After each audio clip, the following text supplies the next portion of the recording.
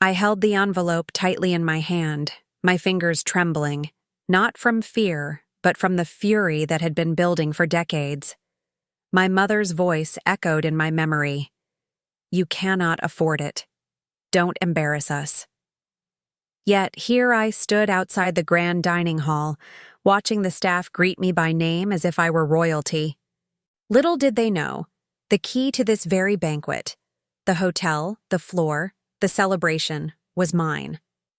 Every piece, every detail, built by my hands, under my name. And tonight, they would remember me.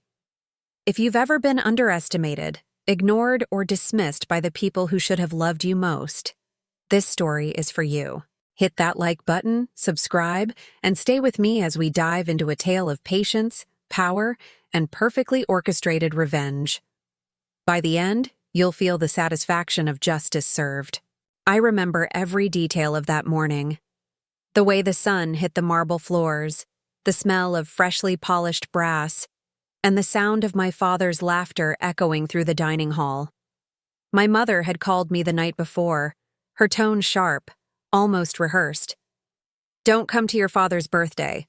You cannot afford it. We don't need a scene." I swallowed the lump forming in my throat. I had tried, over and over, to gain their recognition, but it never mattered. My older sister, Vanessa, was always the golden child, flawless, confident, and praised for every small accomplishment. Meanwhile, I was invisible. Every birthday, every family gathering, my existence felt like a footnote, and every year, I played the part they wanted, a dutiful daughter who quietly suffered in the background. But this year, everything would be different. I had spent the last decade building something that even they could not ignore. While they laughed at my supposed failures, I had been constructing an empire. One hotel at a time, one deal at a time. Azure Hospitality Group had grown from a modest, struggling restaurant into a luxury chain of 35-star hotels across 3 continents. Every key, every crystal chandelier, every carefully curated artwork had passed through my hands. I had created beauty, prestige, and influence, yet they still saw only what they wanted to see, a glorified waitress. That morning, I dressed carefully, not to impress them, but to remind myself of who I had become. Black silk, custom-made, understated elegance that whispered wealth rather than shouted it. My clutch contained a small envelope, a gift they would never suspect. Inside, the deed to a private villa in Tuscany, one of my most exclusive properties, meant to be a birthday present for my father. Not that they deserved it. The taxi pulled up to the grand estate, and I stepped out, feeling the cool air wrap around me. Vanessa was already there, her designer dress shimmering under the morning light, her heels clicking like a metronome of judgment. She smirked as she spotted me. "You really think you're coming in?" she asked, her voice a mixture of mockery and disdain.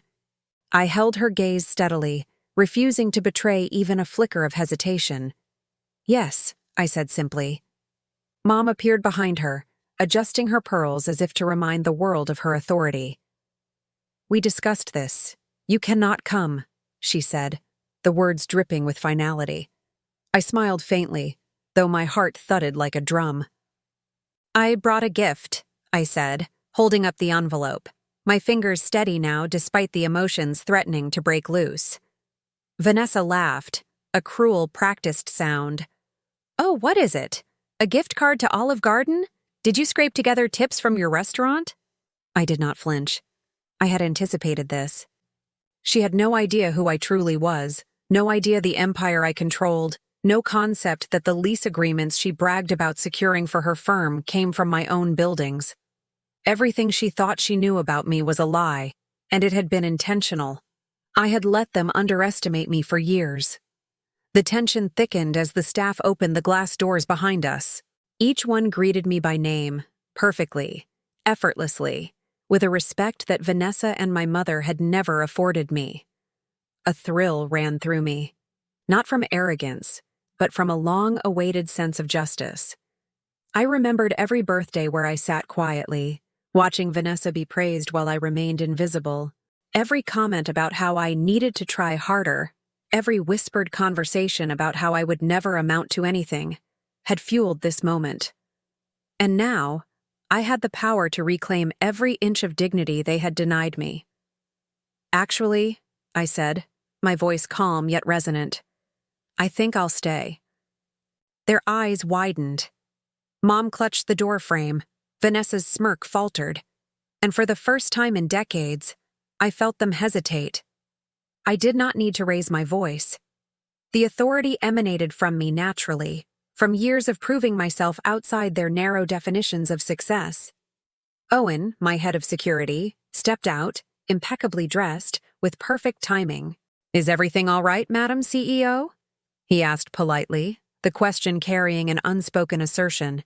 "She is the boss here." I nodded. "Yes, the table is ready." The shock was instantaneous.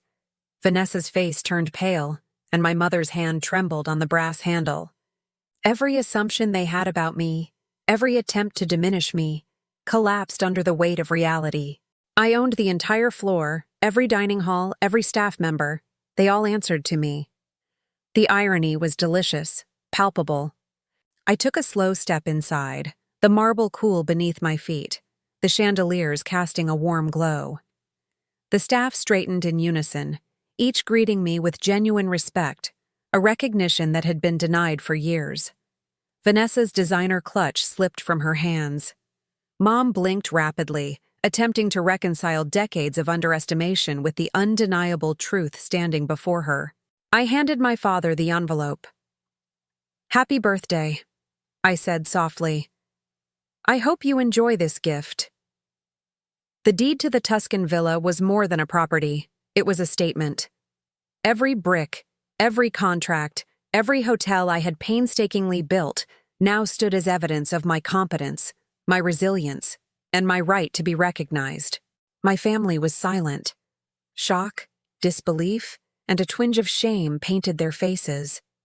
And in that silence, I felt a deep, almost cathartic satisfaction.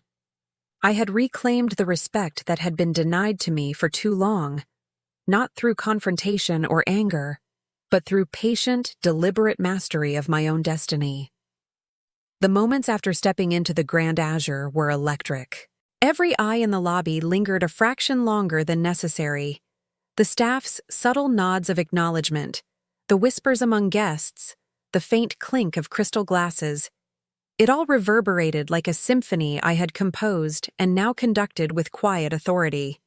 Yet beneath the calm surface of my composure, a storm of emotions raged. Excitement intertwined with nerves, satisfaction mingled with a still raw sting of decades-long neglect. Vanessa's face was a mask of disbelief, a fragile veneer desperately trying to hide the realization that she had misjudged me. My mother's thinly veiled frown had hardened into something sharper, edged with confusion and the first hints of fear. My father, still seated at the head of the table, had frozen mid-toast, his hand holding a glass of champagne like it had suddenly turned to ice. This was my moment. Yet the struggle, the years of invisible struggle, still lingered, a bitter undercurrent beneath the satisfaction.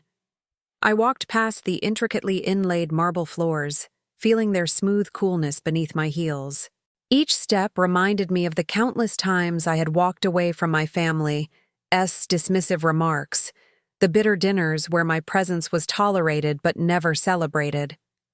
I had spent countless nights in modest apartments, working tirelessly to acquire knowledge, credentials, and ultimately, control over every property, every contract, and every relationship that would allow me to rise above their judgment.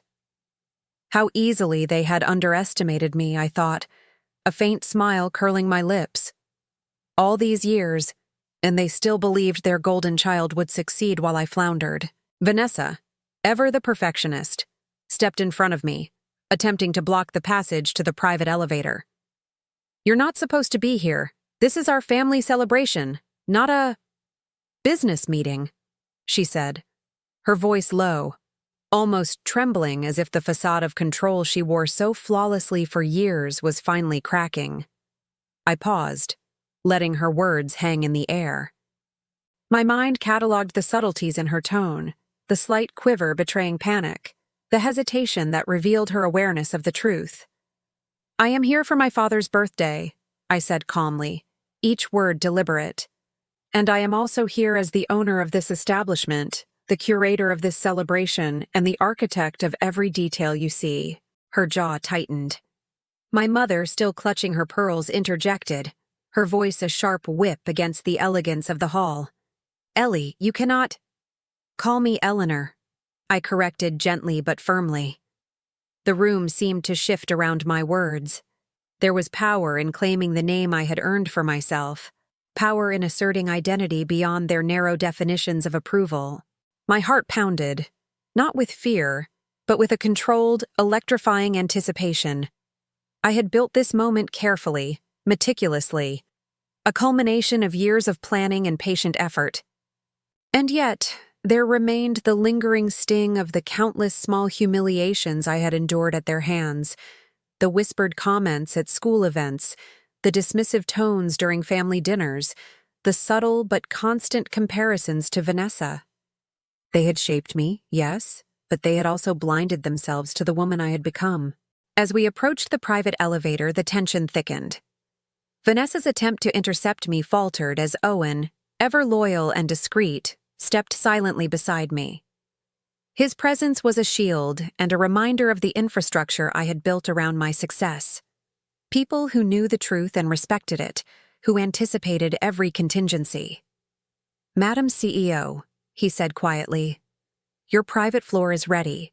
Everything is as per your specifications." The calm confidence in his tone rippled through me, grounding me. Every failure they had imposed on me, every slight and every insult, had been a fuel I had stored, a precise energy waiting for the perfect moment. And now, that moment was here. As the elevator doors slid open, I stepped inside, feeling the subtle vibrations underfoot, the smooth metallic walls reflecting my composed expression.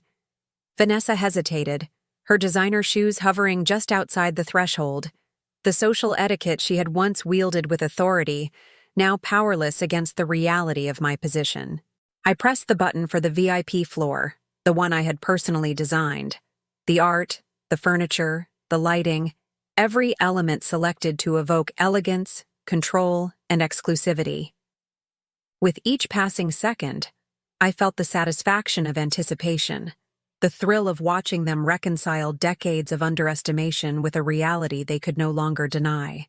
The elevator hummed quietly as it ascended, the soft vibration a stark contrast to the storm of emotions in my chest. Memories surfaced unbidden. My 15th birthday, when my mother had whispered to Vanessa, "She will never be the kind of daughter who belongs at the table." The sting had never dulled. The quiet tears shed in my apartment, the silent determination forged in their absence. These were the building blocks of every hotel, every deal, every success I now wielded with quiet authority. The doors opened onto the VIP lounge, a space that had been transformed under my direction. Crystal chandeliers reflected soft light onto polished marble floors. The scent of fresh flowers mingled with subtle hints of aged oak and polished leather, a symphony of sensory cues I had meticulously curated. The room fell silent as every guest, every staff member, every distant cousin or colleague recognized the authority I had long carried in secret. Vanessa's smirk dissolved entirely, replaced by wide-eyed panic. My mother's face paled, her pearls trembling in her hands. My father remained seated, frozen, his fork hovering mid-air. "Eleanor," he finally whispered, a question disguised as a name. I approached him with measured steps, offering the envelope. "Happy birthday, Dad. I hope you enjoy this gift." Inside the envelope lay the deed to a villa in Tuscany, a property they had never imagined I could control, let alone give as a birthday gift. It was more than a gesture. It was a statement, an assertion of capability and independence, a reclamation of respect long denied. The reactions were immediate, though varied. Vanessa sank into a chair, her hands pressed to her mouth as if trying to erase the memory of every condescending word she had spoken. My mother alternated between shock and frantic attempts to assert authority, her voice wobbling under the weight of disbelief. My father's eyes traced the room, the marble floors, the chandeliers, and finally, me. The silence was thick, almost tactile, yet within it was a tangible energy, the recognition of truth. I had anticipated this exact mixture of emotions. Every detail had been considered, every reaction accounted for. And yet, as I stood there, a quiet smile tugged at my lips. This was more than revenge. It was justice, recognition, and validation realized in a tangible, undeniable way. Conversations among guests faltered, whispered exclamations of recognition spreading like wildfire. The Blackwoods, the Andersons, Mr. Harrison, all names I had studied, observed, and leveraged in my rise, now acknowledged my presence with respect, some bordering on awe. Meanwhile, my family grappled with a harsh, sudden confrontation with reality. The daughter they had dismissed had become an unstoppable force. Even as they processed, I felt a deep, steadying satisfaction. Not anger, not malice. Satisfaction. Years of quiet determination, of proving my worth silently, had culminated in this moment of truth. And the best part? It was entirely earned, deliberate, and undeniable. As the evening continued, my influence rippled outward. Invitations, opportunities, and acknowledgments that had once eluded me now came effortlessly. My mother's attempts to assert control failed. Vanessa's subtle attempts at belittlement dissolved against the reality of my achievements. Every whisper of doubt, every dismissive glance, every unspoken comment from years past had been nullified by the tangible results of my work. I paused briefly, looking at my reflection in the polished glass of the VIP lounge. There I was, not just a daughter wronged, not merely a successful entrepreneur, but a woman who had taken control of her narrative, her destiny, and her rightful place at the table. The family I had once been powerless against now faced the undeniable fact: respect is not given. It is earned, asserted, and unmistakable. And as I moved through the room, greeted personally by staff who had long recognized my authority, I understood the final, crucial truth. Victory does not taste sweet because it is new. It tastes sweet because it is just, because it is deserved, and because it is recognized by those who once denied it. After the initial shock and awe of my arrival at the Grand Azure, the adrenaline slowly ebbed, leaving space for calculated focus. The reactions of my family, their disbelief, the confusion, the first tremors of fear, were satisfying, yes, but I knew this was just the beginning. True revenge was not about a single reveal or a moment of public embarrassment. It was a carefully orchestrated symphony, each note measured, each beat intentional. And I had years of practice observing their weaknesses, their patterns, their assumptions about me. For years, I had been invisible in their eyes. The overlooked daughter, dismissed as unsuccessful, deemed incapable of contributing meaningfully to the family legacy. But I had secretly been building a network, a foundation of power and influence that they could neither see nor understand. Every setback they imposed, every condescending remark, every whispered judgment had been fuel. Every time Vanessa flaunted her minor achievements, every time my mother subtly compared me unfavorably to her, I stored that energy like a vault of untapped potential. Now, standing in my VIP lounge, I allowed myself a moment to reflect on the plan that had begun in silence years ago. The key to victory, I realized, was not in overt confrontation, but in the patient, precise orchestration of opportunities. I had built my empire quietly, allowing them to underestimate me at every turn, never once revealing the scale of my success until the perfect moment. The first step, I thought, was to understand exactly how vulnerable they were to my authority. Vanessa had always craved attention and validation. She had constructed her identity around the illusion of superiority, of being the favored one. My mother, obsessed with appearances and social perception, relied on the approval of the elite to validate her parenting and status. My father, though intelligent and discerning in business, was prone to emotional attachments and judgments based on family dynamics rather than logic. Each of these traits represented a point of leverage.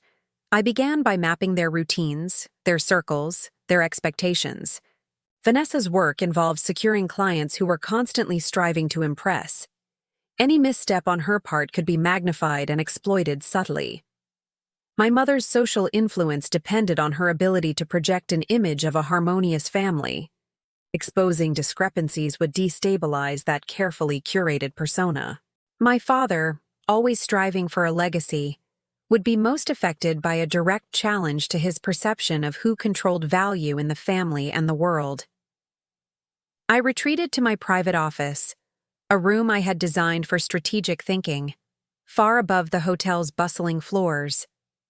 Here, surrounded by floor-to-ceiling windows overlooking the city, I reviewed financial reports, property deeds, and contracts I had quietly acquired over the years.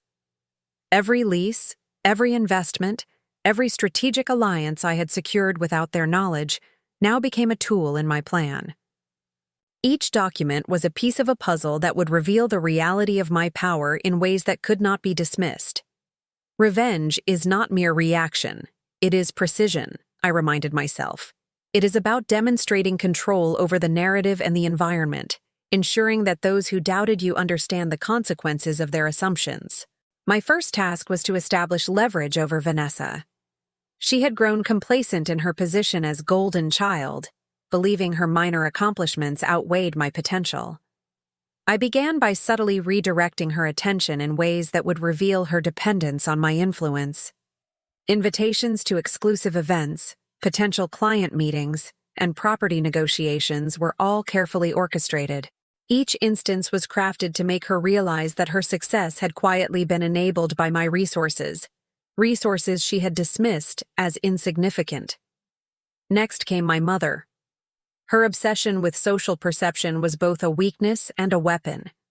I began by identifying the social networks she relied on: influential families, charitable boards, and high society acquaintances.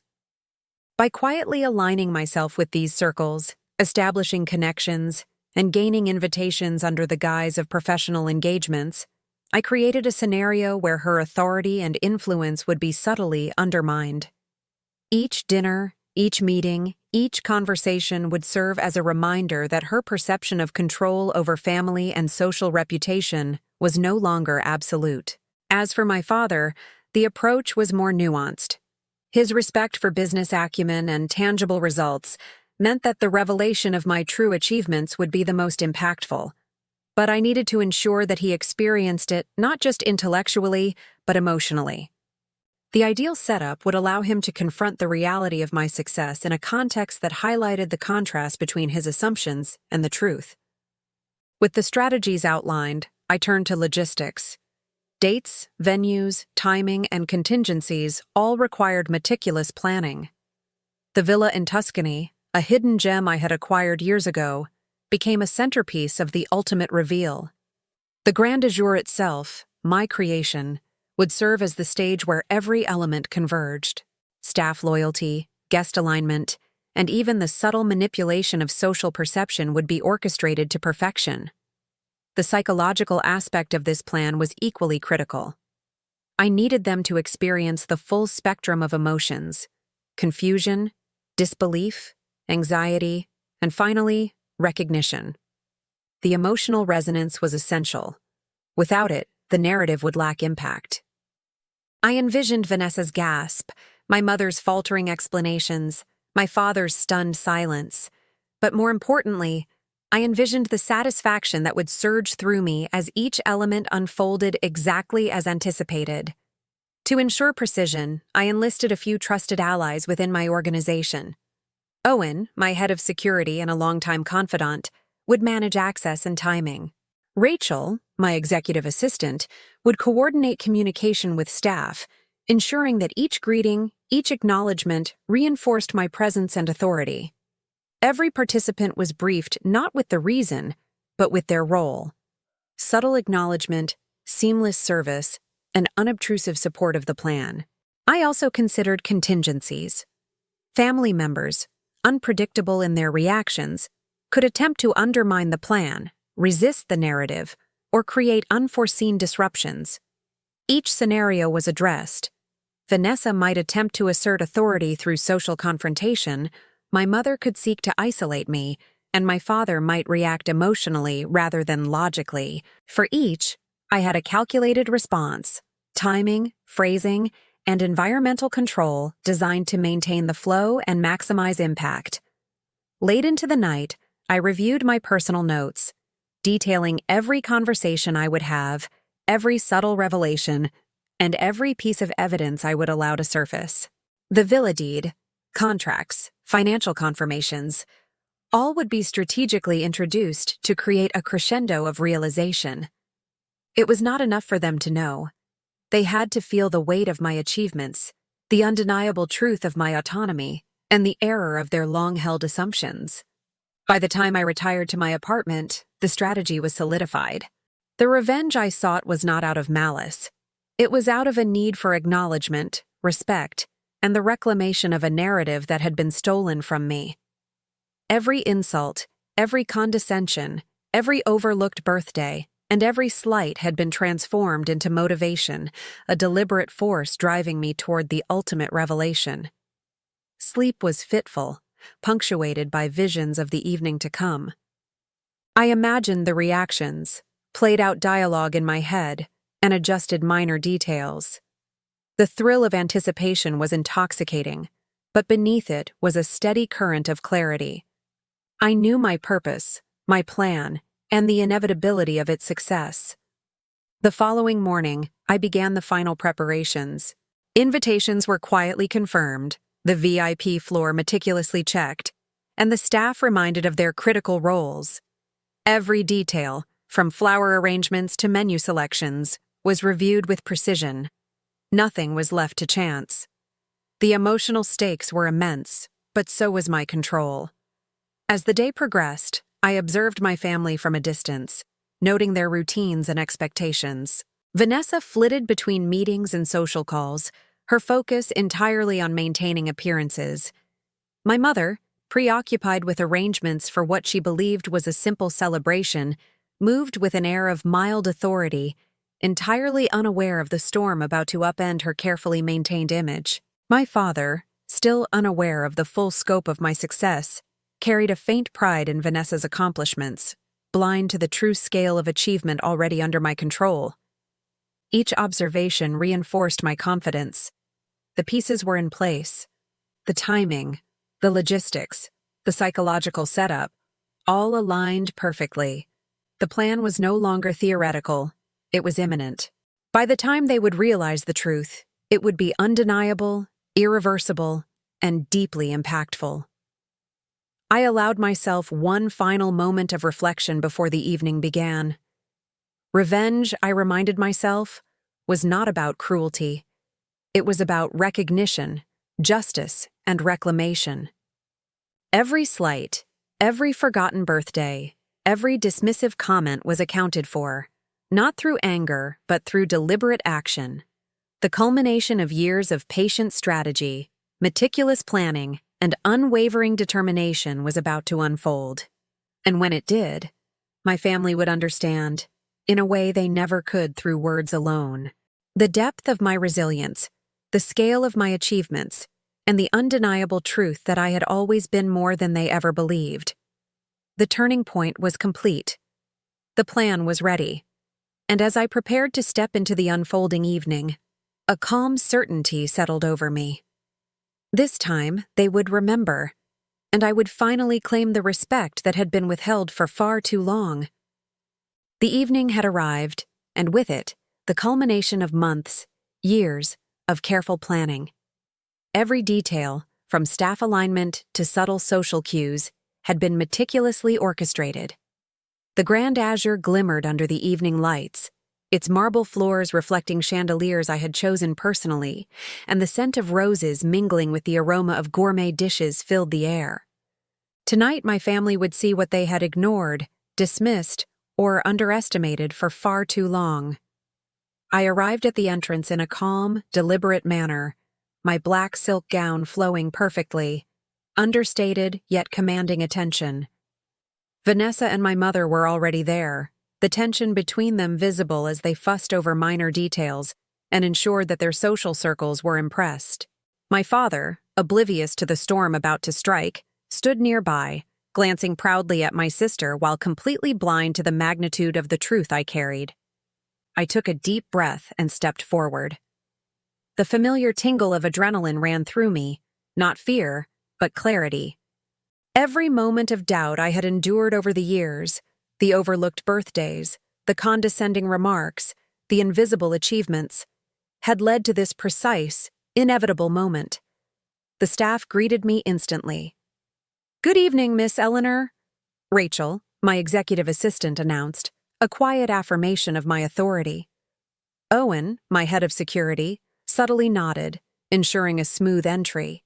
Each member of my team had been briefed not just on their duties, but on the subtle psychological impact of acknowledgement and respect. Every hello, every gesture of deference, reinforced the narrative I had built silently over a decade. Vanessa's mouth fell open as she caught my entrance. Her perfectly rehearsed poise faltered as confusion and disbelief crossed her face. My mother's eyes narrowed, trying to reconcile the image before her with the daughter she had spent years dismissing. My father, for the first time, looked at me and paused. Not with the casual recognition of a family member, but with the weight of someone confronting an unexpected force. I walked past them with a measured calm, the envelope containing the deed to the Tuscany villa tucked securely in my clutch. Vanessa attempted a dismissive remark, but it faltered on her lips. My mother opened her mouth, ready to scold or redirect, but even she hesitated, sensing the shift in dynamics, the undeniable authority I radiated. "Shall we begin?" I asked, my voice clear, steady, and carrying the quiet confidence of someone who had prepared for this moment for years. The staff opened doors, guided my family to their seats, and each acknowledgement, each slight bow of respect, drove the point home. This was no longer a game, no longer an invisible daughter. They were witnessing the authority and success that had always existed, quietly, beyond their understanding. The party began in earnest. Invitations had been extended under my supervision, ensuring that key figures who my mother and sister valued were present: influential business leaders, socialites, and community figures, all of whom had unknowingly been aligned with my enterprises over the years. As conversations unfolded, the subtle reveals began. Questions about business, inquiries about property developments, and casual mentions of projects they had assumed were independent were quietly attributed to my initiatives. The realization began to dawn.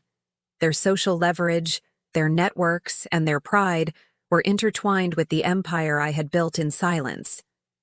Vanessa's face grew pale as she overheard discussions about the villa in Tuscany, the hotel expansions, and strategic acquisitions in which she had assumed no involvement. My mother's fingers fidgeted with her pearls, eyes darting between conversations, realizing her previously invisible daughter had become the axis upon which much of their social and business credibility now rested.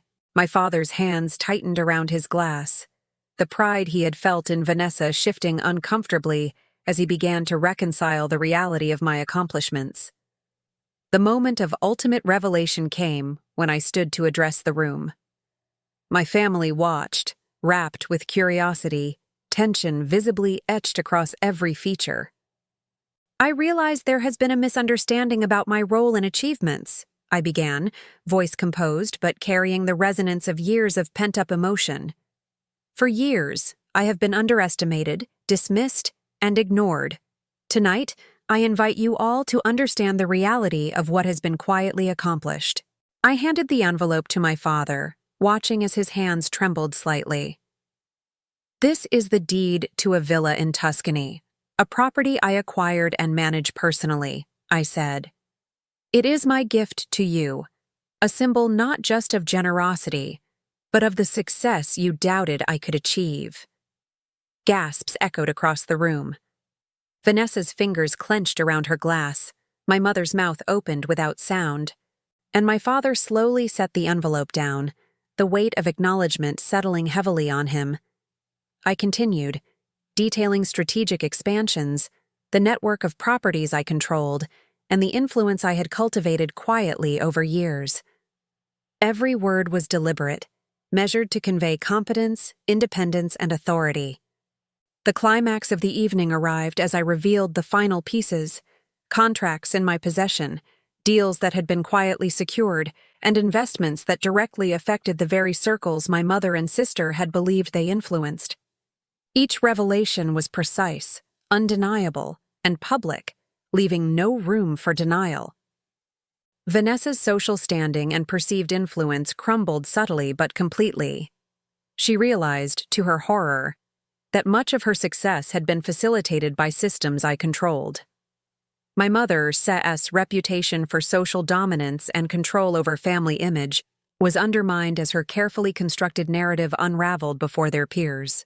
My father's perception of familial hierarchy shifted, forced to confront the reality that the child he had considered less than had achieved far more than anyone could have anticipated. By the end of the evening, the room had transformed. Conversations that once revolved around my supposed inferiority were replaced with inquiries about collaboration, strategy, and insights into my enterprises. My family, previously arrogant and dismissive, now approached me cautiously, navigating the delicate balance of acknowledgement and reconciliation. They were forced to recognize not just my success, but the deliberate patience, intelligence, and strategic foresight that had produced it. I left the celebration quietly, satisfied with the execution. The reactions I had envisioned, the astonishment, the subtle fear, the grudging respect, were precisely as anticipated. The fallout would ripple over the coming weeks and months. As my family recalibrated their perceptions, relationships were renegotiated, and social hierarchies adjusted to account for the undeniable influence I wielded. As I returned to my private office, the quiet calm of accomplishment settled over me. This was more than revenge. It was reclamation, recognition, and justice rendered with precision. I had transformed years of neglect, underestimation, and condescension into a narrative of empowerment and control. The evening had proven conclusively that I was no longer the overlooked daughter. They were witnessing the authority and impact that had always existed, quietly, beyond their understanding. Looking out over the city lights, I allowed myself a small, satisfied smile. For years I had been invisible, my efforts disregarded. Tonight I had changed the story entirely. And in that change, I found not only vindication, but liberation, the knowledge that my value had never depended on their acknowledgement, but that their recognition, at last, affirmed the truth I had always known. The grand azure was mine. My achievements were undeniable, and my family at long last had been made to remember. What about you? Have you ever been underestimated, overlooked, or dismissed, and later proven them wrong? Share your stories in the comments. Hit like if this story gave you chills, and subscribe for more tales of cunning, empowerment, and sweet, satisfying justice.